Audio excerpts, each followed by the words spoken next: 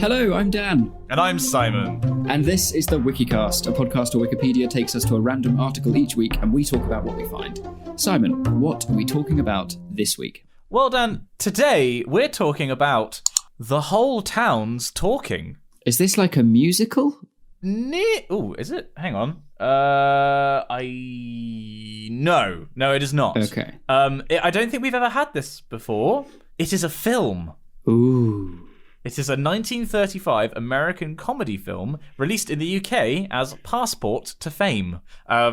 We've never had a film before on this show, have we? No. So this is very exciting. How exciting. Okay, so it's an American comedy film starring Edward G. Robinson as a law-abiding man who bears a striking resemblance to a killer, with Jean Arthur as his love interest. It was directed by John Ford, with a screenplay by Joe Swirling and Robert Riskin, based on a story by W.R. Burnett, originally published in Collier's in August 1932. Right. Burnett was also the author of the source material for Robinson's screen breakthrough Little Caesar. The film The Whole Town's Talking, and this is from 1926. Wait, what? Oh, right, sorry. There's another film released in 1926 called The Whole Town's Talking, which has no story connection to this film, and this story was remade in 1998 as a Bollywood film, Duplicate. Wow, okay, so this is fun. What would you like to know? What was its critical reception like? Okay. Response.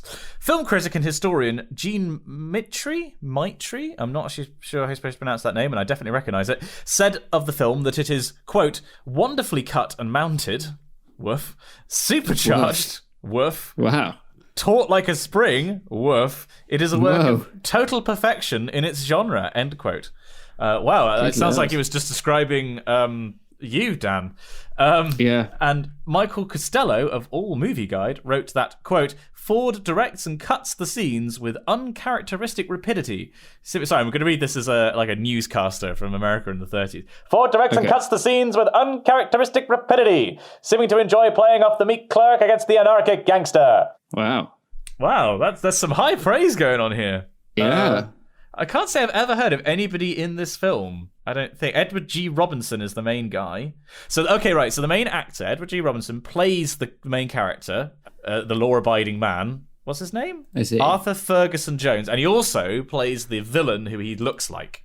Oh, no, that's interesting. Yeah, okay, so this actor, I just clicked on his wiki, was called to testify at the House Un-American Activities Committee during the Red Scare, but was cleared of any communist involvement. Now, have you seen the film Trumbo? No, and this is the one with Philip Seymour Hoffman, isn't it?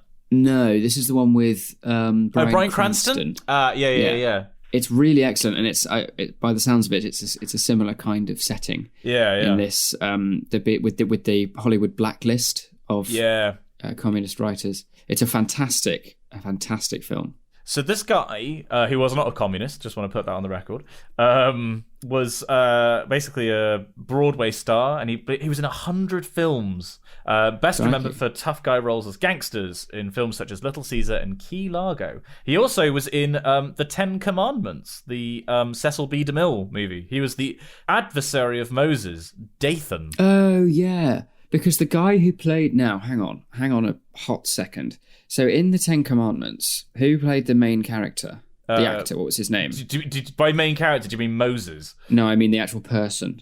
Yeah, but who played Moses? Yeah. Charles Heston. Yeah, so Charles Heston, I think, was also in Ben-Hur. Yep, that rings a bell. Charlton Heston. Sorry, did I say Charlton? Heston? Yeah, see, so my housemate James and I... this is going back maybe 2 or 3 months now. We sat, I think I may have mentioned it on the podcast. We watched the original Ben-Hur, the 1959 epic. The Kubrick. No, the William Wyler. Oh, right. The original Ben-Hur, not the remake. Right. And if you haven't seen it, hang on. It is incredible. I'm just gonna. I'm thinking of Spartacus. Sorry, I'm being an absolute there idiot. You go. Yeah, Kubrick didn't do anything to do with Ben-Hur, did he? I'm just double checking. No, it was, as I say, 1959. It was the year before. Film. It was the year before Spartacus. Those two were only a year apart. Yeah, that's interesting. Yeah. God, we're falling down the wiki rabbit hole really hard this episode, aren't we? Yeah. Anyway, Ben-Hur's really good. And do you know the runtime of Ben-Hur, Simon? Ooh, that's got to be like 3 hours 20, something like that. 3 hours 44. Oh, good lord! Yeah, James and I got about 3 bottles of wine in, and we just stacked them up on the on top of the keyboard and sat down. We made some dinner, and then we're just like, right, let's do this. And we started watching it at about like 9:15. And we went right the way through. It's fantastic because it's at this glorious time in Hollywood where there was so much money about, and it was clear it was such an important money spinner for not only the industry itself but just like tourism to Hollywood itself and making America look golden, really.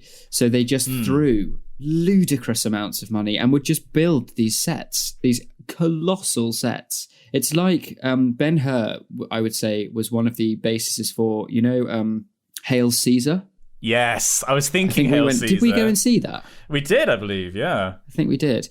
The Coen Brothers film. And they take a lot of there are a lot of nods to Ben-Hur in that. It's very good. I'm just looking up. I was just curious to see where Ben-Hur sits in the most expensive movies of all time, adjusting for inflation. And it's not even made it to the top. Oh God, how many is that? That must be about 30, I guess. Oh no, it is. No, beg your pardon. It's because I couldn't spell. So Ben-Hur adjusting. No. Okay, it was in a different bit of the article, right? So it was the most expensive film ever made at the time in 1959. Do you know what the budget was? Ooh, I'm going to say 100 million. See, this is the thing, right? How Hollywood budgets have ballooned. Ben-Hur was made in 1959 for $15 million. Yeah, awesome. That's amazing. The first movie that cost more than $100 million was... Actually, do you want to guess? I'll give you a clue. It was 1994. Star Wars? No, that was done on a really low budget, wasn't it? Star Wars... it was also released in 1977. Not 1994. But when were the prequels? 99. They started in 99. I believe. It was the same year as The Matrix. I was thinking that they would have thrown stupid money at Revenge of the Sith or something silly. I don't know how much they cost actually, but no. It was okay. I'll give you another clue. It was by James Cameron. Now, what could it be for 1994? Not like actually he didn't do E.T., did he? No, that was Spielberg. Yeah.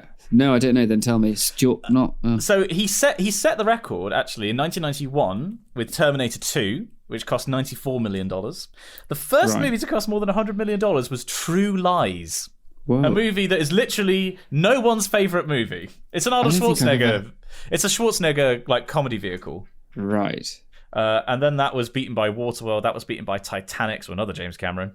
But stuff has just ballooned recently. And even adjusting for inflation, the most expensive movie ever made was Pirates of the Caribbean on Stranger Tides. Oh my God. Guess who was in True Lies? I know Arnold Schwarzenegger was. Was Jamie Lee Curtis in it? We just said his name. Charlton Heston. No! Yeah. No way! Yeah. Oh my that's God. Amazing. This is why this podcast is cool. Wow, that's so cool. The two little rabbit holes in the wiki rabbit hole have just joined up with each other, and with that Spider-Man meme right now. That's amazing. Is absolutely amazing. Wow. Wow, we were. I mean, what I was just saying before I had my mind f***ing blown was, the most expensive film ever made was totally shit. It was Pirates of the Caribbean on Stranger Tides. Oh, yeah. Which is the fourth one, for those of you who didn't keep track. In other words, no one's favourite. And the second most expensive was Age of Ultron. Avengers Age of Ultron. Endgame is number 4. Infinity War is number 5. So 3 of the top 5 have been Avengers movies, which doesn't exactly surprise me. That's crazy. Charlton, many thanks to Charlton Heston. We should contact him and see if... Oh, he's dead. Never mind. I'm pretty sure he's dead, yes. Yeah, he died in 2008. Bless him. At the ripe old age of 84. He's got a bit of a Dick Van Dyke look about him. Wait a minute. Wait a cotton-picking minute. The plot thickens. Did you know that your version of Ben-Hur was not the first version of Ben-Hur? Oh no, I think I did know this actually. There's a is it black and white, the one that you... There was a silent film version in 1925, which was the most expensive movie made in the silent period. Yeah. I believe. The full name of which is Ben-Hur, A Tale of the Christ. Yes. The final sentence of the synopsis is Ben-Hur is eventually reunited with his mother and sister, who are suffering from leprosy but are miraculously cured by Jesus Christ. It's a bloody good film. Wow, I've never seen it, and I really should dedicate the time to doing so, because it is so historically significant. Okay, right, well, that leads us back then, by a very strange route, to The Whole Town's Talking. Yes. So shall I give you the plot? Shall I give you an overview of what this film is about, seeing as we've now been distracted by a shiny trinket of Ben-Hur in the corner? Why not? So Arthur and Wilhelmina Clark work at the same advertising firm, and Arthur turns out to look exactly like a notorious bank robber and is apprehended by the police. After his true identity is confirmed, the DA gives Jones a letter identifying him so he can avoid the same trouble in the future. He becomes a local celebrity and, at the behest of his boss, begins ghostwriting the Criminals Autobiography. This is an interesting idea, actually. With good-natured but streetwise Wilhelmina voluntarily acting as his talent agent to see that he gets paid. He then takes advantage of his the criminal then takes advantage of the mild-mannered doppelganger and ultimately pins his crimes on Arthur. The criminal kidnaps Wilhelmina, Jones's visiting aunt, Arthur's visiting aunt, and a few others, and takes them back to his hideout. He then instructs Arthur to make a large deposit for his mother's benefit at the First National Bank, where police detectives are expecting the criminal to make another robbery attempt. But Arthur forgets to bring the check and unwittingly leads the police back to Mannion's hideout.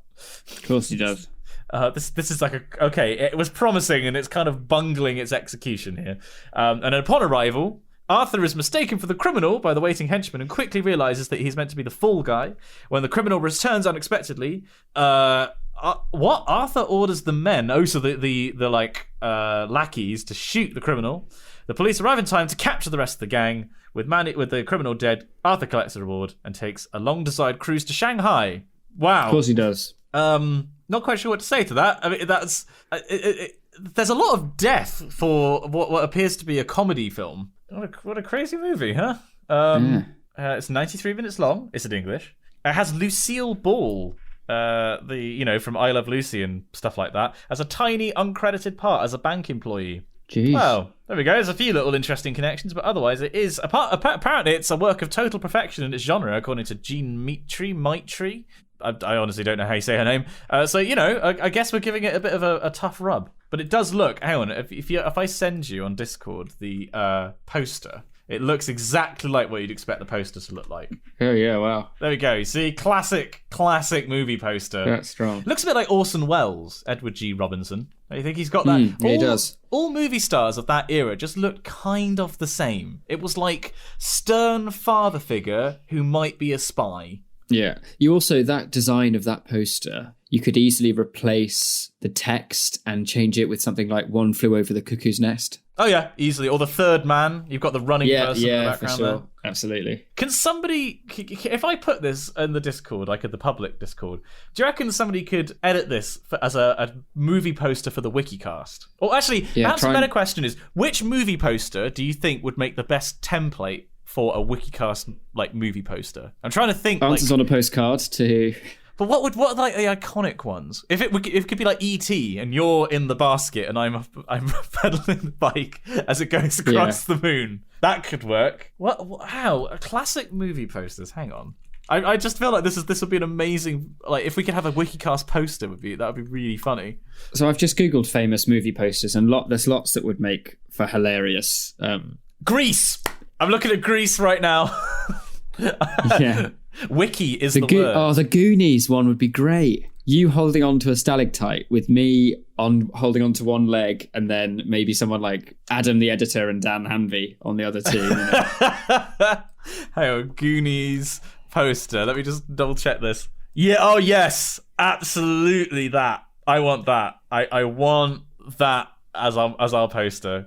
That is a challenge for somebody to do it. I mean, I would say that we do a competition, but the last competition that we did, we had a grand total of 1 entry. So I'm not. Congratulations again to. We genuinely loved it. We absolutely loved it. It was superb. It was superb. Yeah. I think even if we'd had more entries, that one probably would have won anyway because it was. I watched it. I was laughing my ass off. But yeah, so we'll post a Goonies poster in the Discord, and people send us your, or it doesn't have to be this one. It could be any movie poster, and we'll have to review it. I guess it doesn't really work in podcast, but we'll review it in the next episode, and we'll tweet them out, our favorite ones. That's amazing. Okay, well, you know what?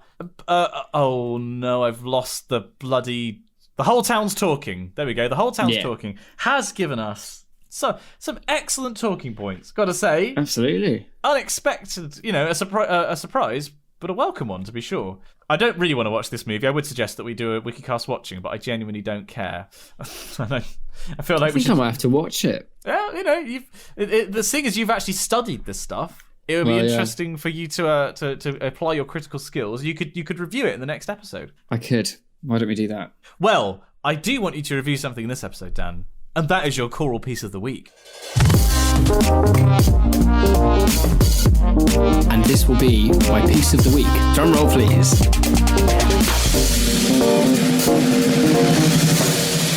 Right, hit me with it. What have you been? Right. Are you singing this week, or is it all? Oh done? yeah. It's a very busy time. I had Saturday, Sunday services last week, and I've got Saturday, Sunday services this week. Ooh. We had the birth of John the Baptist the other day. Oh, it's St. Peter's Day on Saturday, this coming Saturday, which is quite big because the Exeter Cathedral is the cathedral church of St. Peter. He is our our kind of patron saint. So we've got some big music coming up. Even Song on Saturday has the spectacular lineup of Howl's Col Reg, which we talked about in the last episode. We did indeed. As the canticles, and the anthem is Finzi's Lo the Full Final Sacrifice. Oh, which is very fine. But neither of those pieces are my choral piece of the week, Simon, because I sang it was entirely new to me last week. And it's, I'm going to go as far to say I'm going to certify it as a banger. Ooh, Wikicast certified banger. The piece is by Edward Naylor, who we sing his final responses, and he's a very well known. He wrote a lot of stuff for King's College, Cambridge. The piece itself is called Vox Dicentis Clama, or Vox Dicentis. The first line of the Latin translation translates as, "A voice says, 'Cry,' and I said, 'What shall I cry? All flesh is grass, and all its beauty is as the flower of the field. Truly, the people are grass. The grass withers and the flower fades, but the word of our Lord stands forever.'" Which is really cool. That text we've heard before. That text was used in, is it Ascribe unto the Lord? Yes, yeah. Or is it Blessed be the God and Father? It's one of those Wesley ones, yeah. Fun. So it's a big old piece. It goes for about 8 minutes, but it's really, really epic. And it's got these moments it's got these kind of 3 moments of quite homophonic texture, which then breaks out into like a fugue, and then comes back. It's brilliant. It's really good. Anyway, Vox Dicentis, choral piece of the week. Give it a listen. Very cool indeed. I shall have to listen to this. Well, actually, I don't know. Do you reckon we can get away with, at the end of this episode, have you've been keeping up with the stuff from Chapel Choir? Because, of course, our old Chapel Choir, Exeter University Chapel Choir, was just in Germany for a week. Yes. Seemed to have an amazing time and did some amazing sightseeing and singing, if you will. Yes, and there was a great recording that they did of Shenandoah, which was an arrangement I'd not heard before, which was... Yeah, it is good, that one. Who's it? No, I was told by who it was by, and I didn't recognise the name then. It was Imogen told me. But do you reckon we can put that at the end of this episode? Michael will mind? Because it's, I don't know, that seemed to be that tours and so it goes. Like that was, it's a very, very cool piece. But also, there was another piece which I didn't recognise, but Michael said it was his favourite piece. This is now Michael's choral piece of his lifetime. John Taverner's setting of Tiger Tiger by Blake. Yeah. I'd never heard that before. It's it's unusual. I can't say I'm surprised that Michael loves it so much because it is weird. It's an unusual piece. But I'll include a link to that as well. The recordings to those two that we just talked about in the description for the show notes, because they're a bit different maybe from what you might expect. Indeed, yeah. Top lad. So we find ourselves in Patreon Corner. Wait, did we just miss a corner? I think we took a wrong turn, Dan. Oh God. Wait, did we? No, it says on my sat nav here that we're taking new directions. We're avoiding, much like we're avoiding toll roads, we're avoiding repetitive boring conversation that often happens in our critics corner. Well, section, Dan, where Simon and I just that's the end of this episode. In that case, what have we learned this week? No, we think we're going to trial not doing critics corner, because I think, in fairness, because the recording these podcasts are the kind of the only times weekly where we actually speak to each other, not over like Messenger. And it's very easy to slip into just we're just having a chat. But to keep things at least fairly kind of concise and hopefully interesting, as we've been shown by our Wikipedia. Yep, he's remembered the name of it, everyone. Yeah, he's good. He's good. It can be tremendously interesting, but our just inane ramblings perhaps not. Yes. So yeah, let us know if you would dearly miss Critics Corner, because we will chat guff about anything. But we thought that we would make the show a bit snappier. We're going to make it build like an alligator, Dan. We're going to make it snappy. And if this works, then we'll keep it up. That's basically it. But now we're in Patreon Corner. Dan, what is the Patreon? Well, the Patreon, Simon, is, it's the backbone. It's the core of this podcast. We have our lovely readership, which they do brilliant, wonderful things. Some of those members of the readership decide to support us on Patreon, www.patreon.com// the Wikicast. It's back. The slash is back. / it's a way to support the podcast, basically. So for $1 or $5 a month, you pay for our hosting, you pay for our monthly donations to the Wikimedia Foundation, you pay for paying our wonderful editor, Adam. You pay for paying. You do indeed. Yeah, you do indeed. Yeah, I hope you wouldn't notice that. Yeah, no, never. We've been friends long enough that I'm going to take any opportunity to take the piss. Yeah, quite right. So yeah, we this part of the podcast is very, very important, and that's why, Simon, we take the time to say a special thank you to those who support us. Now, for those who are regular listeners, you'll know that I'm a dog person, and Simon is not. It's safe to say. Well, as Sally, I think it was Sally LePage once said, you are a cat, but who is a dog person, whereas I am like a dog, but is a cat person. We are yin and yang in this podcast, truly. Yeah, cat dog. So it's my kind of privilege, I suppose, to say a massive thank you to our top dogs. Those are the people who are donating $5 a month under the honorific of top dog, team dog, easily the best pet out there. So I would like to say a massive thank you to Ben McMurtry, Eric Shun, Eric Bolliger, Jay Wright, Kyle Much, Luca Schroman, Maggie, Marut Vakira Punyawat, Nina Colton, Peter Reed, and Rory Healy. I'm going to do it backwards, Dan. You know what? Because we always do it in alphabetical order, and I'm on a wild card who doesn't take any orders from anybody.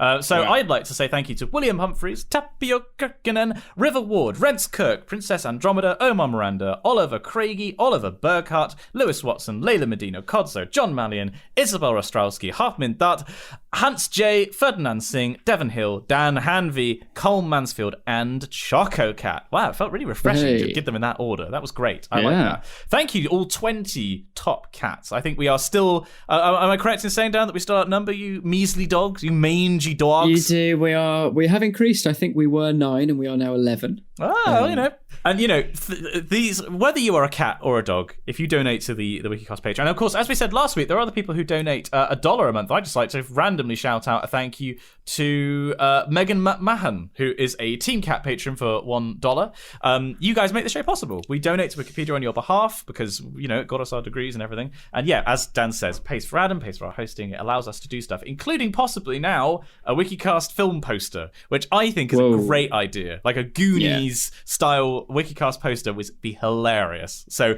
especially given that we are less than 2 weeks away from our second birthday. Wait, hang on. Hang on, Dan. I think we may have balls this up. I think it may be our anniversary this week. Wait, what? I think. Oh, are we counting the pilot? I think. Oh shit. Okay, hang on. It was July. It was July 6th. No, it's next week. Way! It's next week. Way! We did up.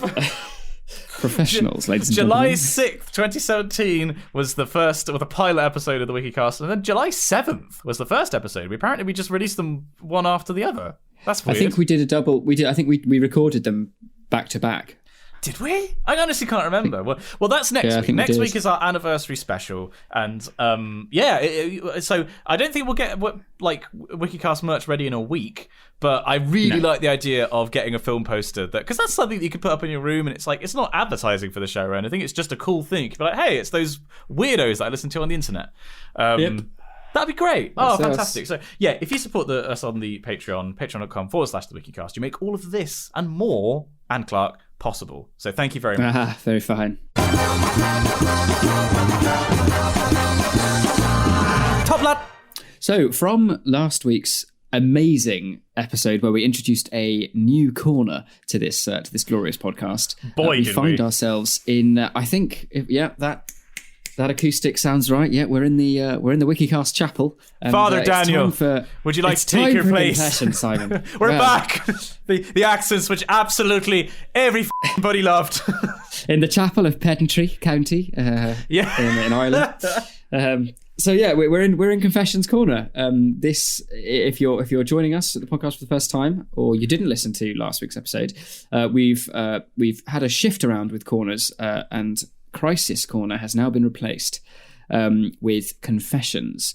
This is a time where you listeners can email in with an embarrassing confession, again anonymized, much like the previous corner, and we will not only give our thoughts on your confession, but also grant you some tenuous redemption, some absolution. Everyone gets absolved in this corner. We have yet to, I feel like if somebody what is the limit? If somebody owns up to war crimes, I'm not sure if we're qualified to give absolution in that case. No, I think we can give our own absolution if necessary, but it's not going to hold up in a court of law. Yeah, that sounds like a good idea to me. Okay, wait, well, so without further ado, Simon, we should start. Let's ring the church bell and open the doors, and the villagers can come in seeking absolution. So we've got Dad. Just put my dog collar on. It helps with the voice.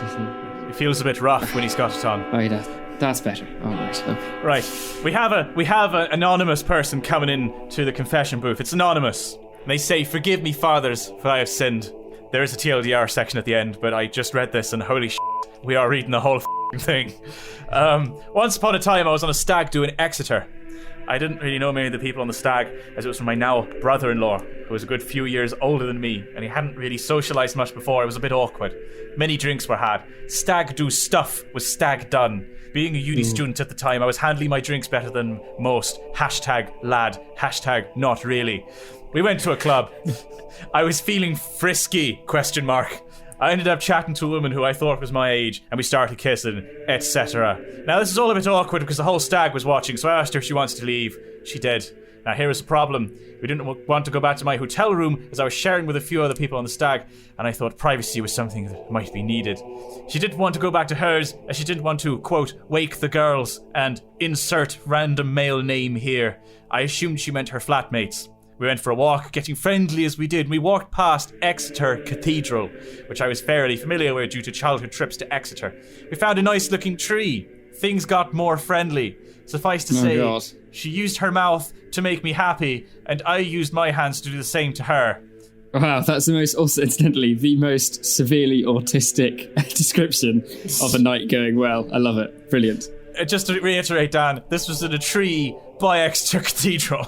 Oh, God. Never going to see the green the same. Once we were finished, she said she would wish we could take me home to the girls, quote, because it would have been nice to them. I must have inquired about them or something, as she soon showed me the pictures. The oldest girl, she said, was 11. The youngest was 4 or 5. They were her daughters. No!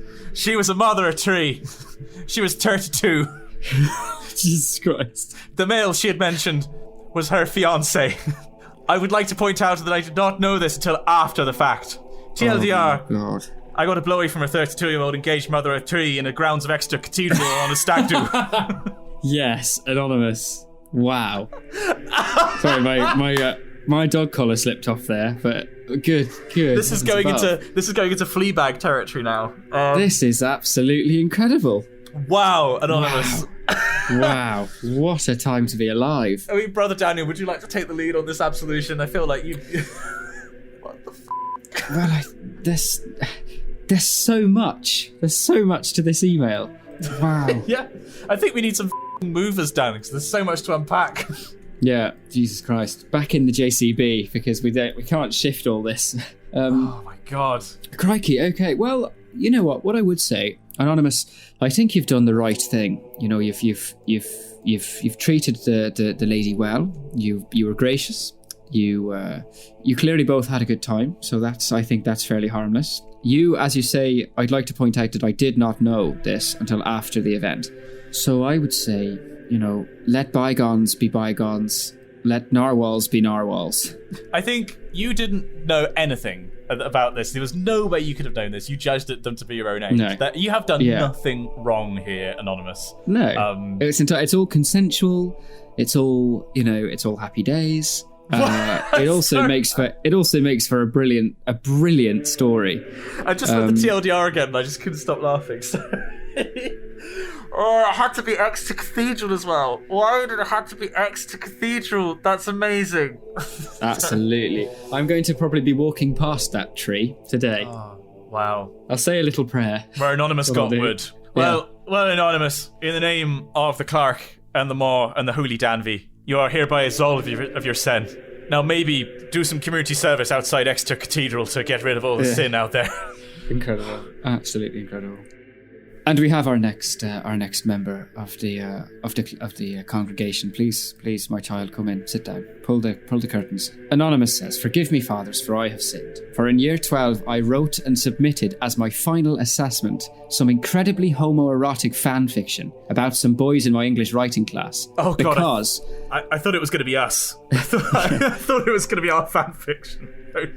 Sorry. Some incredibly homoerotic fan fiction about some boys in my English writing class because one of their fathers was a politician who was one of the most prominent anti-LGBT plus campaigners for my state. Oh! I got an A+, and I'm still laughing about this. Incredible. Wow. Well, Anonymous, there's no sin to be forgiven here. That's awesome. That's not a sin. That is, you're a saint. I think you're actually going to be... That's simply incredible. Yeah, well, very nice. Very good.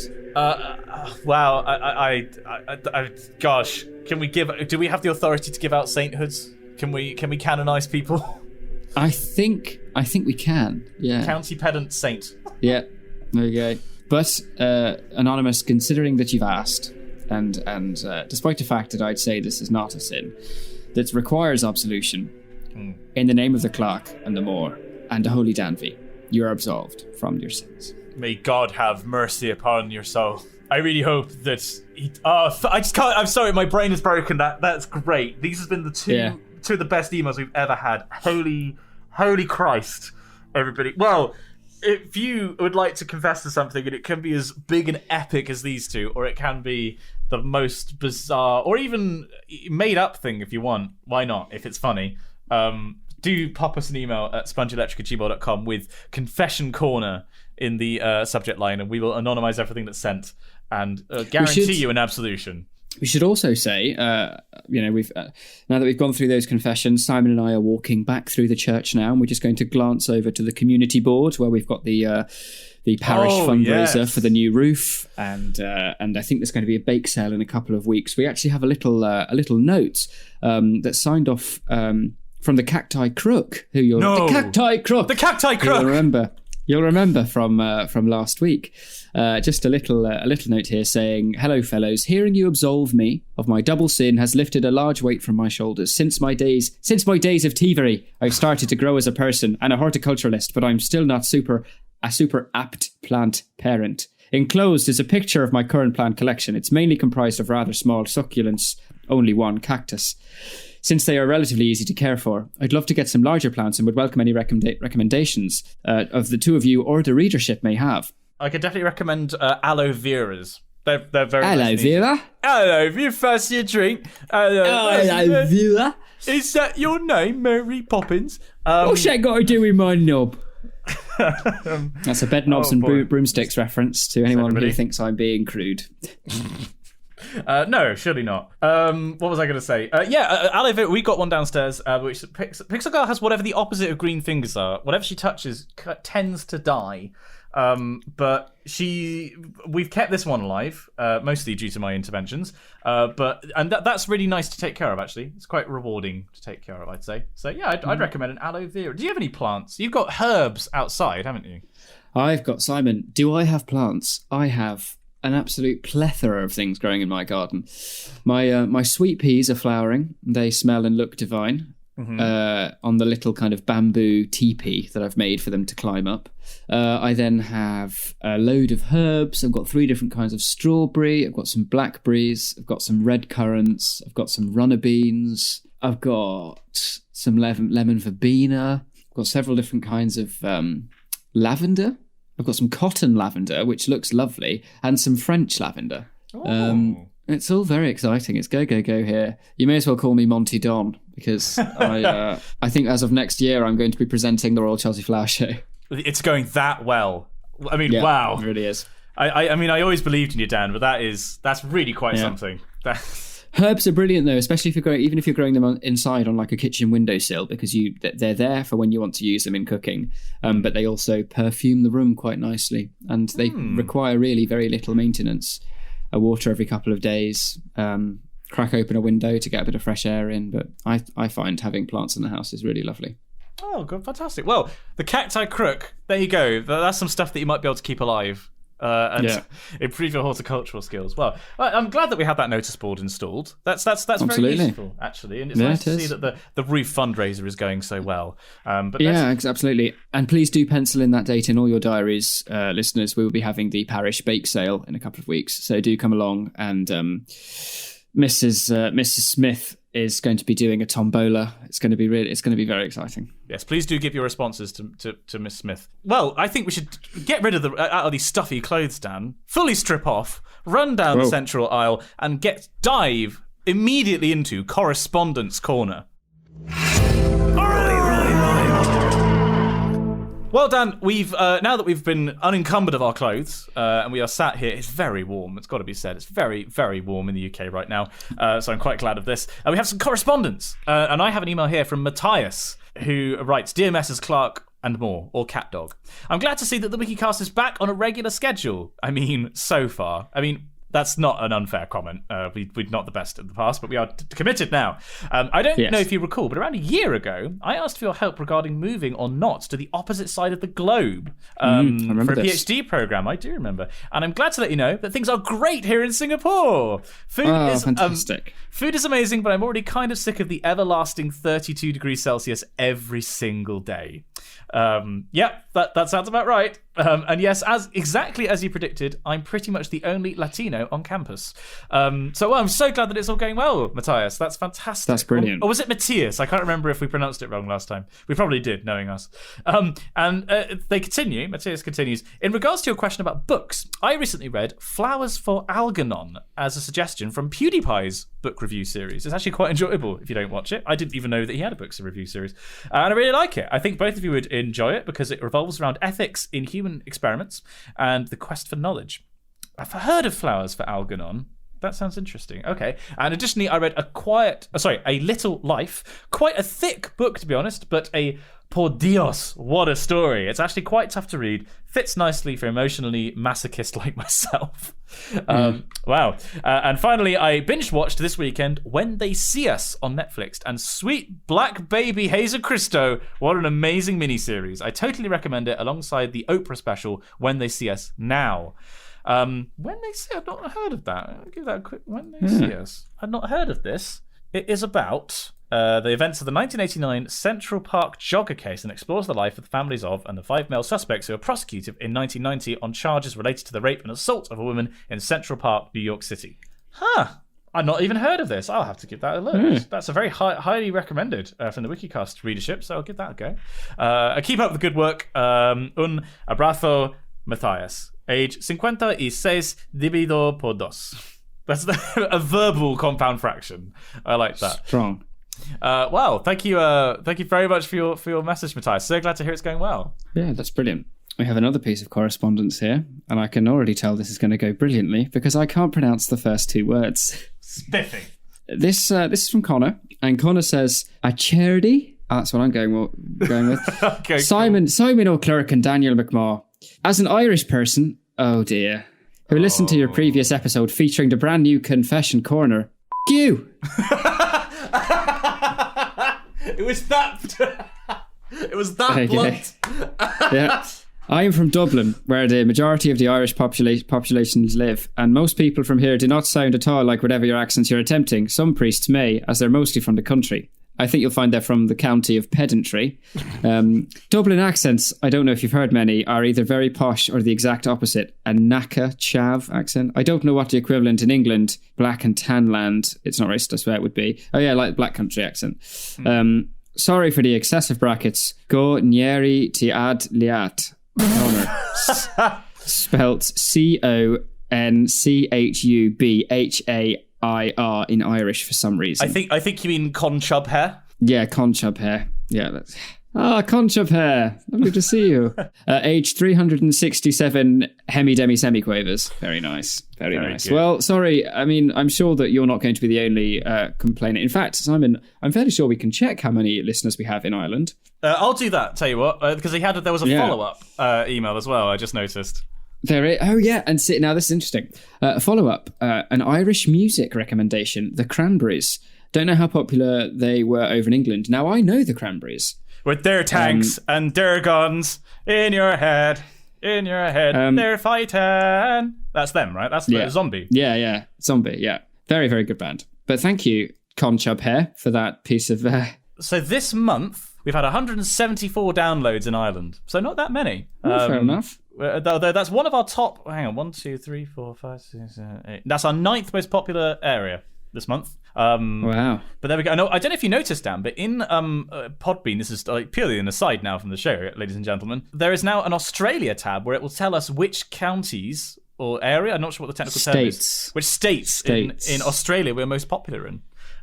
That is very cool. We're most popular in New South Wales. We have 193 downloads there, followed by Victoria, where we have 153, and then Queensland with 92. They kind of game up on the naming after that, because after that it's just South Australia and West Australia. Victoria is the best state. And I say that's because that's the only state I lived in. But well, at least there's a reason for saying so. Okay, well, so there we go. We do have listeners in Ireland, and we're probably going to have none next month. And we have 312 downloads in the last month in Ontario. Oh, I do love Canada. I do love Canadians. I've never been to Canada. I'd love to go. We could do. Oh, that's a stretch goal for the Patreon. Wikicast paid trip to Canada and Australia. Never mind a meetup in the UK. Go straight for the home run in Canada. yeah. Little mini break weekend. Now we have an email from Emily. Emily Asprink. Now you may remember last time that we were asking how does Emily pronounce her name. And she just basically writes, "Hi, it's me, Emily. I just caught up with the podcast and listened to the 64th episode. Thank you for the shout out. Team Dog for the win." Okay, this is going trash. I've attached a sound file of the pronunciation of the A and my last name. It's Swedish, not Danish. Winky face. Very, very sorry. It's Viking. Whatever. It's Scandinavian. Keep up with the good work. Been looking forward to more episodes during the summer. Best regards. I'm just going to give this a listen. Yeah, I'm going to do it too. The A with a little halo on top in my last name is pronounced like Å. So my last name is Åsbrink. Oh, it's pronounced Å. Oh. Oh, that's a cool name. It's Åsbrink. Give it a listen. She's got a lovely voice, actually. Emily, I've got to say, that's a also, very pleasant voice. Emily, what a pleasant voice. Good you Lord. Could do audiobooks. Hang on, I'm just going to listen to this again. Hang on. Talk about yourselves. I would legit pay you to narrate an audiobook, Emily. That's amazing. What is it with listeners of this podcast and having amazing voices? I don't know, but I like it. We've had this, and we've had it with my throwback to my forehead. Oh, yes, I forgot about your forehead. I tuned into a stream once and completely lost my mind at how relaxing and just lovely and calming that was. Well, Emily Åsbrink, good heavens, what a find. What a voice. What a find. 10 out of 10. Would mispronounce again. Yeah. So we're nearly at the end of the podcast, but we're going to return to a much loved favourite area of this old thing that we do, with a little bit of fan fiction. We haven't had this in a while. Exciting! But we've got some new stuff in, and we still have some stuff yet to be released. So stay tuned for upcoming episodes where we'll try and get back into the habit. But this piece of fan fiction comes in from Liam. And he says, "Dear Messrs. Clark and Moore, I just wanted to say a quick thanks for producing the podcast. I'm so terribly delighted to have it returned to our airways. I've attached some fan fiction that I've written for you. Of all the genres that we've seen so far on the podcast, I don't think we've had superhero." Ooh. I don't think we have, no. Unless you count Corin. There was that time that Corin saved us in the case of the deleted pixels. And he is kind of a superhero. But otherwise, no, actually, we haven't. Liam goes on to say, "Excuse the quality, I'm a bit rusty. I do have an MA in creative writing, but I've not put it to use for the last 3 years, as I trained to be and subsequently became a teacher, although now this is coming to an end as I soon get to go back to university to complete a PhD. Without further ado, I present to you the first episode of the WCU Wikicast Cinematic Universe. Please do let me know what you think. Cheers, Liam Knight." So, without further ado, the WCU, Episode 1, An Old Foe Returns.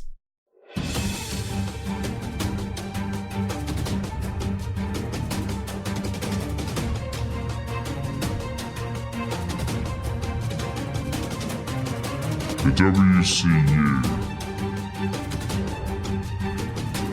Episode 1,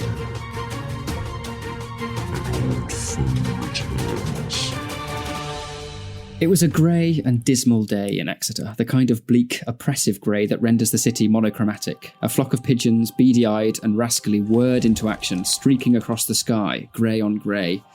They landed on top of the cathedral. Up there, they pecked at the indeterminable specks, cooed, and were generally pigeony in their conduct. They seemed to not notice the noises emanating from below. With a swish of his robes, the choirmaster made a cutting motion in the air. The singing ceased. "And that," he said, his voice caramel, "is that. Good rehearsal, everybody. See you next week." A young man with the frame of a prepubescent girl pushed a pair of spectacles at the bridge of his nose. "Thank you, Liam, so much." He cleared his throat.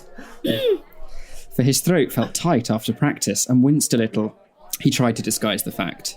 "You okay?" one of his choir mates asked. Yeah, he replied, his boyish voice. Yeah, his boyish voice. "Do you have any Dostoevsky?" F*** off. Just a little tired. Thanks for asking. He collected his things and made a dash for the cathedral's exit. Various choir mates tried to engage him in conversation, but he swatted them away feebly, mumbling an apology each time. Rudeness was not something that he ever wished to be known for. Once outside, he slumped against one of the cathedral's walls. He massaged the temples of his impressive cranium. Thank you. Resisting the urge to vomit. "I'm fine," he told himself. I'm fine. Try as hard as he couldn't quite convince himself. The rehearsal had been excellent. Of course it had. But he couldn't shake the feeling of... He didn't quite know what to call it. It took him a while to realise the peculiar shade of grey that the sky had become. Prior to rehearsal, the sky had been a serene blue. A part of him wanted to simply put this down to the unpredictable southwest weather, but he knew better than that. There was something oddly familiar about the exact shade the sky had become. Daniel heard a flutter from above. He craned his neck to get a look, but could not, so he left the cathedral's wall. After a few short paces, he could see a rabble of pigeons on the roof. They were flapping frantically, a veritable clusterfuck of panic, their wings making a paper-like noise. Beyond, or rather around, the disorder was something large and vividly yellow, yet indeterminate in shape. Daniel blinked a few times and rubbed his eyes, and once he set his sight back on the roof, there was nothing out of the ordinary. All he could see was pigeons. Lots and lots of pigeons. I need a drink. Exeter High Street was awash with activity. Shoppers clad in summer clothes hustled and bustled about the place. Overstuffed bags dug into hands. Children moaned, dodging the torrent of humanity.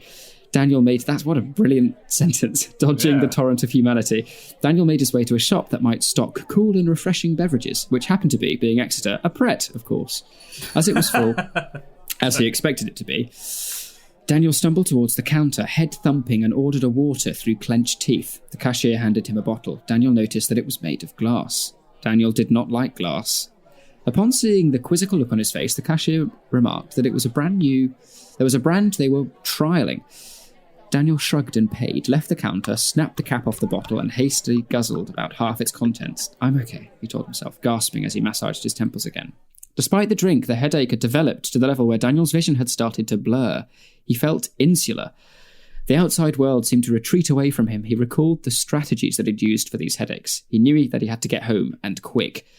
Daniel did not notice that the high street had emptied. Daniel did not notice the faint crackling sound in the air. Daniel did not notice that he was being watched. Left, right, left, right, left. All Daniel could focus on was making each footstep count. The pavement fluctuated from beige to grey and back again. A Hobbit's Tale by Bilbo Baggins. He walked... I added that, so I couldn't resist. He walked as if on autopilot. Home. He You sound so home. fucking pleased with yourself.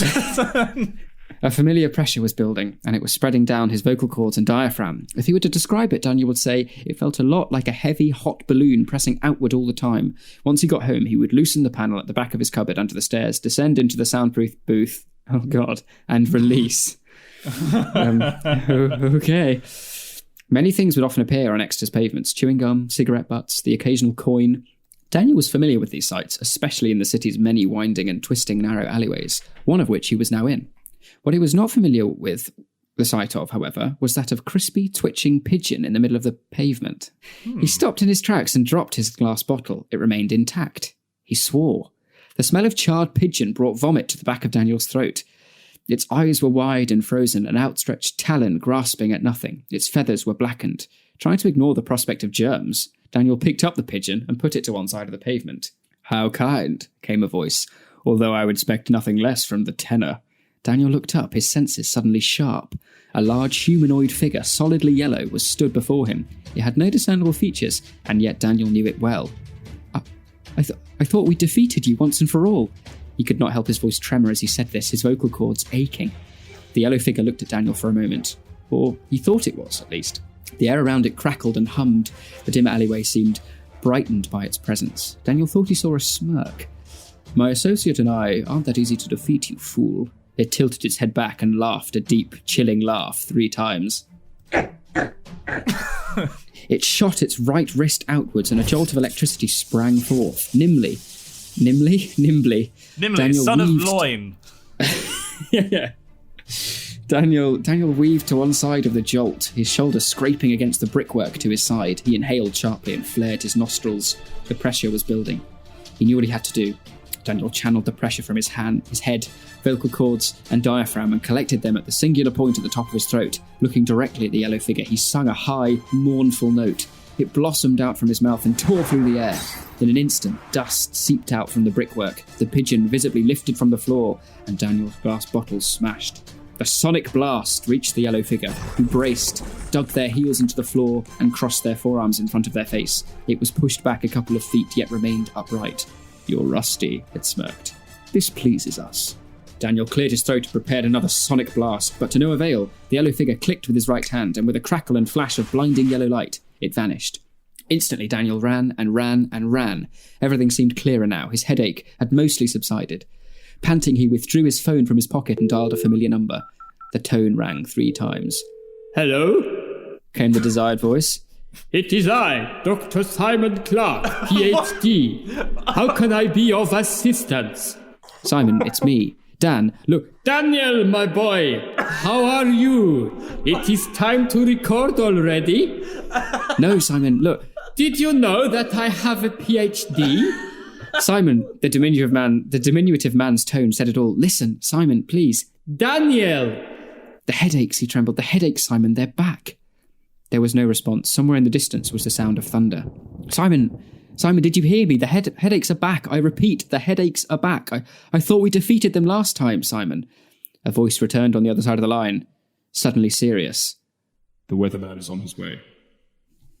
End of chapter 1. Oh, why was I Russian? Why? I don't know. You're given your own weird syntax, so I thought I'd do it justice. What was my syntax? What was it? Sort of italicized or something like that? Periodically periodically capitalized and not capitalized. Oh, like the SpongeBob meme. Yeah. I see. Wow. I mean, I enjoyed that. That was brilliant. That's got legs. It's what a banger. Like the Doctor. I'd like to hear some more from that. That's fantastic. Yeah. Well, Dan, I think that's a spiffing end to the episode. I've got to say, we haven't haven't read any fan fiction for a while. The great return on investment. Absolutely loved it. For sure. So, Simon, what have we learnt today?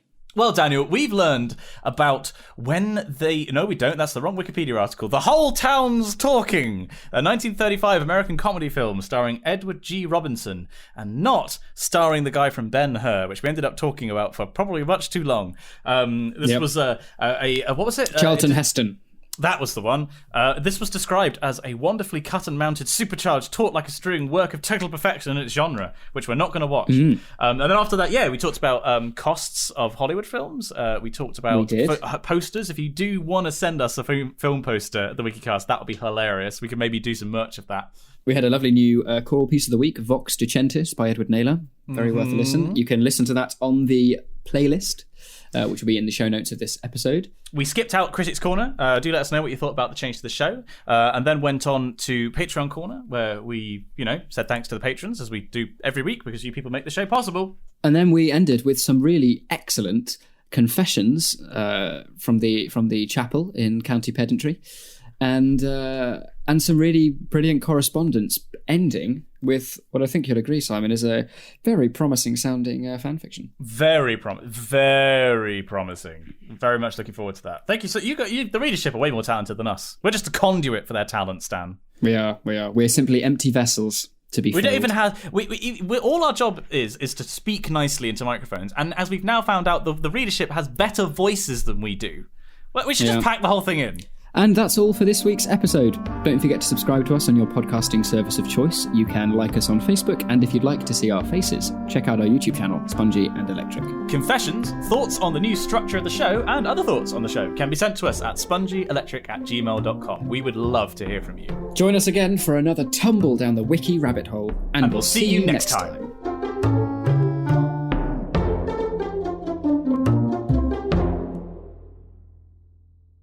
And now, as promised, just to close off the episode, this is Shenandoah, arranged by James Erb and performed by the University of Exeter Chapel Choir. Enjoy.